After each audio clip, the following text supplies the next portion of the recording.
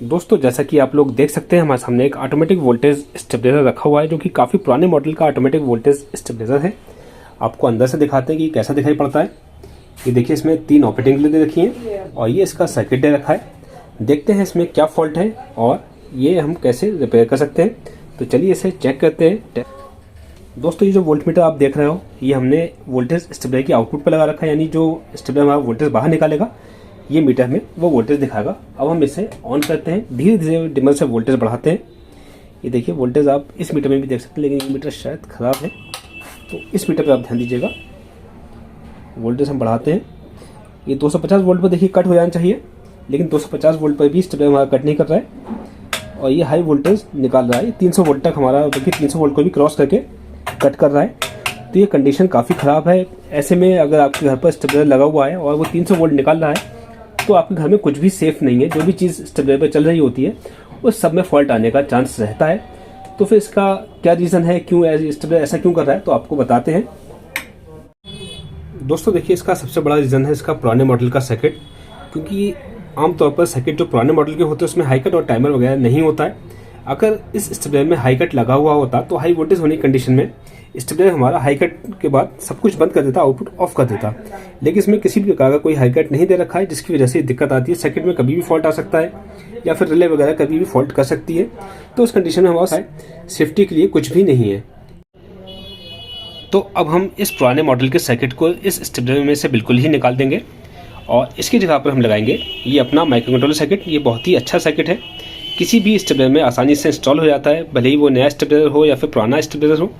और इसमें कनेक्शंस करना बहुत ही आसान है, सब कुछ किट के ऊपर लिखा रहता है। हम जो आपको ये पुराने मॉडल का स्टेबलाइजर दिखा रहे हैं, इसे दिखाने का रीज़न यही है कि हम आपको दिखा सकें कि ये कैसे कैसे किसी भी ट्रांसफार्मर के साथ बहुत ही अच्छे से मैच हो जाता है। ठीक है, और इसमें हाई कट टाइमर वगैरह सब कुछ दे रखा होता है। सेटिंग करने के लिए इसमें केवल एक ही पे सेट दे रखा होता है, इसी एक पे सेट से सब कुछ सेट हो जाता है, सारे कट सेट हो जाते हैं।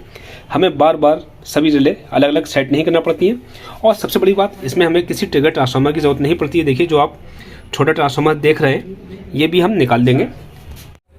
और देखिए स्टेबलाइजर में हमें 3 रिले दिखाई पड़ रही हैं, केवल ये 3 ऑपरेटिंग रिले हैं। इसमें टाइमर और हाई कट के लिए कोई रिले नहीं है। हम इसमें एक रिले और बढ़ा लेंगे जो कि हाई कट और टाइमर के लिए है। अगर हम हाई कट और टाइमर नहीं लगाना चाहते हैं तो फिर हम रिले नहीं बढ़ाएंगे। हमारा सर्किट बिना हाई कट टाइमर के भी काम करेगा, लेकिन हाई कट और टाइमर लगाना बहुत ही ज़रूरी है, जो कि सेफ्टी के लिए बहुत ज़रूरी चीज़ रहती है। देखिए दोस्तों इस सर्किट के सारे कनेक्शन हमने हटा दिए हैं। अब हम इसे हटाकर इसी जगह पर नया सर्किट इंस्टॉल कर देते हैं। इससे पहले हम हाई कट और टाइमर के लिए एक रिले और इंस्टॉल करेंगे। इसे कनेक्शन करने के लिए हम जो हमारी आउटपुट की रिले दे रखी, यानी 3 ऑपरेटिंग रिले हैं, इसमें जो आउटपुट वाली रिले है इसके पोल पर से एक वायर उठाकर हम अपनी टाइमर के रिले के पोल पर कनेक्ट करेंगे और इससे कनेक्शन कर लेते हैं। और इसके बाद में फिर सर्किट को इंस्टॉल करके चेक करते हैं। ये देखिए हमने हाई कट और टाइमर के रिले भी लगा ली है। अब बारी है इसमें सर्किट को लगाने की, तो हम सर्किट के कनेक्शंस करते हैं, फिर आपको चेक करके बताते हैं। अभी हमने केवल आपको दिखाने के लिए इसमें कनेक्शन कर लिए हैं, बाकी हम इसकी फिनिशिंग से काम बाद में करेंगे। सारे पुराने वायर वगैरह चेंज करेंगे, लेकिन अभी आपको केवल दिखा देते हैं, बाकी तो काम हम इसका फिनिशिंग से बाद में करेंगे। चलिए इसके कनेक्शन समझ लेते हैं। सबसे पहले देखिए ये 024 वोल्ट लिखा हुआ है, यहाँ पर हमारी इनपुट सप्लाई आ जाएगी, यानी हमारे मेन ट्रांसफार्मर से 20 वोल्ट या 22 वोल्ट या 24 वोल्ट तक की इनपुट सप्लाई यहाँ पर आ जाएगी, एसी सप्लाई। हमें किसी ट्रिगर ट्रांसफार्मर की जरूरत नहीं पड़ेगी इसमें। और इसके बाद देखिए लिखा हुआ CO, तो ये कॉमन हो गया। हमारी जितनी भी रिले हैं इन सब की कॉइल के कॉमन का वायर यहाँ पर कनेक्ट हो जाएगा। इसके बाद देखिए IP2 जो हमारी इनपुट 2 रिले है उसकी कॉइल कनेक्शन यहाँ पर आ जाएगा। IP1 जो हमारी इनपुट रिले है उसकी कॉइल कनेक्शन हम यहाँ पर कनेक्ट कर देंगे। इसके बाद OP यानी आउटपुट जो हमारी आउटपुट रिले है इसकी कॉइल कनेक्शन हम यहाँ पर लगा देंगे। और ये लास्ट में CUT कट जो हमने हाई कट और टाइमर के लिए लगाई है उसकी कॉइल कनेक्शन यहाँ पर आ जाएगा। इसमें एक खासियत ये है कि अगर आप इसे किसी 140 वोल्ट के स्टेबलाइजर में, यानी 2 ऑपरेटिंग रिले वाले स्टेबलाइजर में लगाना चाहो तो आप इसमें एक कनेक्शन छोड़ देंगे रिले का। ठीक है, तो हमारी 140 वोल्ट में वर्क करेगा 2 ऑपरेटिंग रिले के लिए। और अगर आप इसमें हाई कट या टाइमर वगैरह नहीं लगाना चाहते हैं तो आप ये हाई कट की रिले का कनेक्शन छोड़ देंगे, तब भी हमारा सर्किट काम करेगा। ठीक है, सेटिंग करने के लिए इसमें देखिए केवल एक ही पे सेट दे रखा होता है। इस एक पे सेट से ही सब कुछ सेट हो जाता है, बार बार सेट करने की जरूरत नहीं पड़ती है। हाई कट और बाकी जितनी भी रिले हैं सब इसी से सेट हो जाती हैं। अब इसमें हम कनेक्शन कर लेते हैं, फिर आपको चला कर बताते हैं। ये देखिए दोस्तों सर्किट के सारे कनेक्शन हमने कर लिए हैं। अब हम इसे चेक करते हैं। दोस्तों ये वोल्ट मीटर हमने स्टेबलाइजर की आउटपुट पर लगा रखा है, इससे आपको आउटपुट वोल्टेज देखने में आसानी रहेगी। चलिए इसे हम ऑन करते हैं, वोल्टेज बढ़ाते हैं। ये देखिए हमारा स्टेबलाइजर ऑन तो हो गया, बट इसने आउटपुट नहीं निकाली है क्योंकि इसका टाइमर अभी वर्क कर रहा है। अगर हमें जल्दी स्टार्ट करना है तो हम देखिए रीसेट स्विच का जैक रहता है, इसे हम शॉर्ट कर देंगे तो हमारी आउटपुट जल्दी स्टार्ट होगी, अदरवाइज 20 से 30 सेकंड के बीच में आउटपुट स्टार्ट हो जाती है।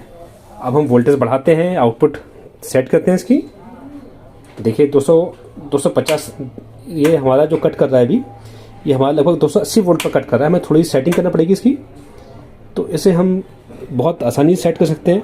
ये देखिए 250 वोल्ट पर आउटपुट ले आकर हम इसके रोकेंगे और फिर उसके बाद में जो प्रीसेट दे रखा है, इस प्रीसेट को हम बस एक ही बार घुमाएंगे, यानी एक ही बार एक कट सेट करेंगे, बाकी सारे कट हमारे खुद ही सेट हो जाएंगे।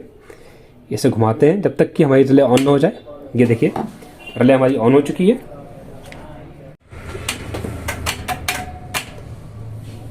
अब इस स्टेबलाइजर के आप सारे स्टेप्स चेक कीजिए, देखिए कितने अच्छे स्टेप्स आते हैं। स्टेबलाइजर हमारा 200-250 वोल्ट के बीच में काम करता रहेगा और बहुत अच्छे से फंक्शन कर रहा है। ये सर्किट इसमें बहुत अच्छा वर्क करता है।